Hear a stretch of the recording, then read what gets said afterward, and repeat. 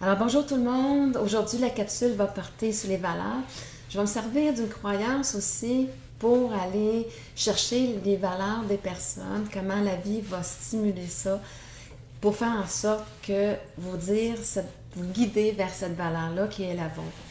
Alors, la croyance qui est une des plus fausses que j'ai entendues dans ma vie, c'est on ne peut pas donner aux autres ce qu'on n'a pas reçu.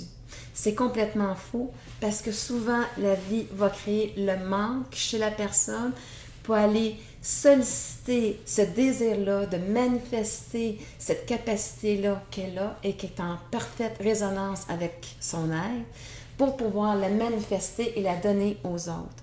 Malheureusement, comme notre ego, elle est là, présente, c'est que lorsqu'on va la donner aux autres, l'ego va souvent en faire une forme de valeur personnelle et de dire que j'ai de la valeur en manifestant et en prenant la totale responsabilité pour le donner aux autres au lieu de le montrer aux autres, ceux qui en sont capables. Et aussi, ça va faire souvent que aussi cette qualité-là, eh bien, je ne me l'offrirai pas à moi. Alors, pour vous donner un exemple, je vais prendre la fameuse histoire de pêcheur, que c'est toujours mieux d'apprendre aux autres à pêcher que de pêcher pour eux. Alors, ce pêcheur-là, c'est un pêcheur super bon, il a l'intuition, il a ça dans le sang, la pêche, mais par contre, il est très égoïste de sa personne, égocentrique dans le sens que il aime beaucoup se pavaner, justement, de dire qu'il a pris les meilleurs poissons et la pêche la plus abondante de la journée. Alors, il part tôt le matin sans que personne ne le voit et s'en va faire sa pêche.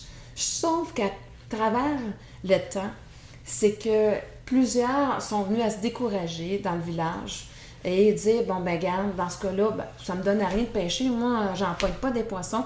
Fait que, garde, je vais te donner la responsabilité de aller chercher mes poissons, puis je vais te donner de l'argent pour ça. Et il y en a d'autres qui continuent à avoir de la colère, de la frustration. Ils disent moi aussi, je suis un bon pêcheur, puis je vais te le prouver. Puis ils ont beaucoup de jalousie envers cette personne-là.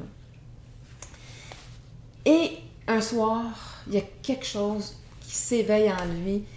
Il rentre quasiment à l'aube, c'est-à-dire tard le soir, au coucher de soleil. Et là, il va distribuer, fatiguer tous ces poissons-là, toute la responsabilité qu'il a pris. Et pour se dire que finalement, eux autres, pendant qu'ils se tapent tout ça, eux autres ont énormément de plaisir.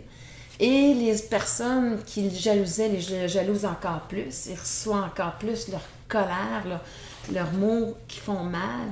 Et ce soir-là, en plus, il s'aperçoit qu'il a gardé pour lui à peu près le pire poisson. Et là, il y a comme une lumière qui s'allume, que finalement, qui n'est pas à la bonne place et que demain matin, il va s'assurer que quand il va revenir, qu'il va avoir gardé pour lui la plus belle pièce. Et il réalise aussi qu'il a mis dépendant tout le village à lui quasiment et la plupart ne vont plus pêcher par eux autres mêmes.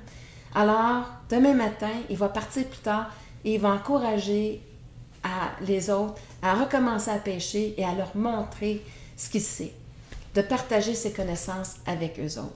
Alors, il commence ce nouveau départ pour lui et le village, après un certain temps, le suit de plus en plus et un soir, il rentre tôt de la pêche avec plein de personnes et là, il peut voir tout ce beau monde-là courir et aller à leur maison, dire « Regarde le beau poisson que j'ai pêché, regarde la grande quantité aussi. » Et il voit comment il est content de l'avoir appris à pêcher et comment il est heureux d'être cette personne-là. Et comment finalement c'était beaucoup plus facile de cette façon-là. Et ceux qui le jalousaient sont pleins de reconnaissance pour lui maintenant de leur avoir appris à pêcher. Et il continue aussi à donner aux vieillards qui ne pouvaient plus pêcher, qui ne peuvent pas aller pêcher leurs poissons, ainsi que certains enfants aussi qui ont besoin de lui. Et ce soir-là, il s'installe devant son assiette où ce qu'il a cuit le plus merveilleux des poissons, vraiment sa pêche de la journée, et il savoure ce poisson en savourant justement son essence, qui il est, et il est rempli d'amour pour lui-même, d'être qui il est, et aussi pour les autres. Parce que vraiment, en agissant comme ça, il y a beaucoup d'harmonie maintenant qui est revenue au village. Et il sait qu'il en est responsable autant qu'il était responsable de la distorsion, la chicane qu'il avait emmenée précédemment. Alors, ce que je vous invite à faire, allez chercher votre membre, votre plus grand membre. Et qu'est-ce que ça vous a amené à manifester? Et est-ce que vous aussi, vous allez manifester comme le pécheur, un peu être en distorsion, d'avoir voulu prendre la responsabilité au lieu de montrer aux autres, d'être en service par rapport à l'humanité, par rapport à ça. Et c'est vraiment comment je peux dire, le questionnement intérieur que je vous emmène à faire dans cette capsule. Alors, merci de votre attention et à la prochaine.